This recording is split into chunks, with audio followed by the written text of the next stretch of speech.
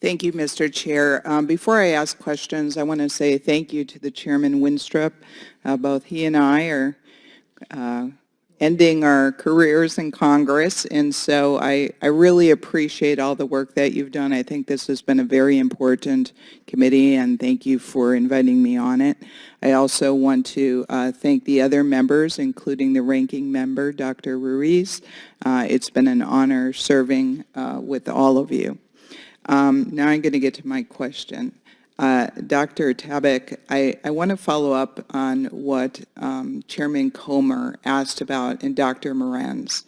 It does appear to me from previous testimony and questions that our staff that he violated rules, whether that's FOIAs, he was trying to get around FOIAs.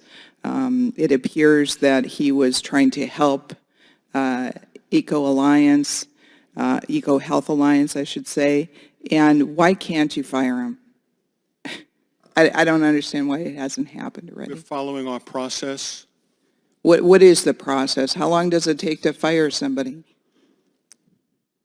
We follow our process. What is the process? The individual is accorded the opportunity to present their side of the facts. Right. An individual is then charged with making a decision as to what should occur. Again, this is hypothetical, of course, in terms of, I can't discuss any specific case. Mm-hmm. Once that decision is provided to the individual staff member, he or she is allowed to appeal that decision, and then that goes to a second official for a final adjudication. So we follow our process, and that's what we're doing. Has this process been started? I'm not allowed to discuss any specifics of the process. Well, I hope you understand, sir, why, myself and the American public just don't, they think this is not a good policy because, for instance, in a regular company or business, if somebody violated the rules, you just get fired, right? And so that's why I think some of the actions that are being taken with the next administration are probably happening because the American public just don't understand why somebody who seems to have clearly violated things, the answer is just we're following the process. But my next question is actually for all of you in the little over 2 minutes I have. The Americans have decreased less trust in the federal health agencies after COVID. And I want to know from each of you if you or your agencies believe that you played a role in that, and if so, how are you going to change it? Well, since I have my mic on, I'll start. Of course, this was a very fluid situation, as you, of course, appreciate from your work on this committee.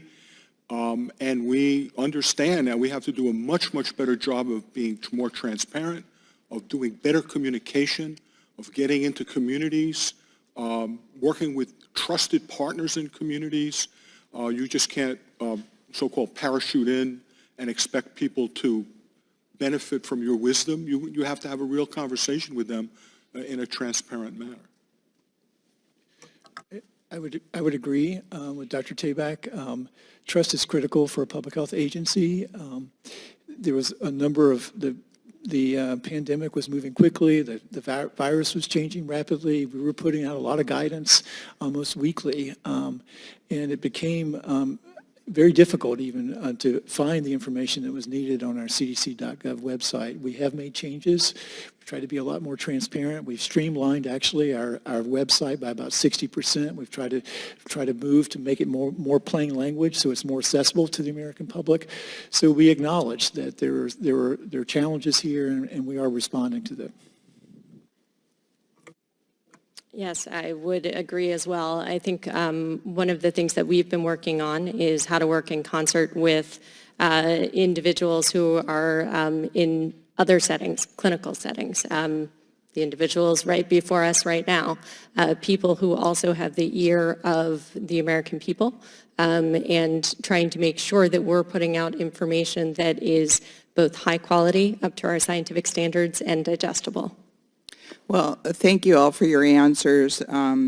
I would say that it is important to be more transparent, and that goes back to my question about Dr. Moran's. I mean, just saying procedures. Now, maybe there's legal consequences, but that's like not a very transparent answer in my view.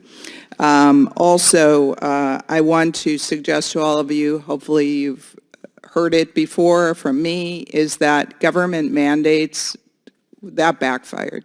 I mean, I don't think there should be government mandates at all. I don't think they should be suggested because people don't trust the government. And so that made people less trustful of the government in my view. And so with that, I yield back. I now recognize Mr. Garcia.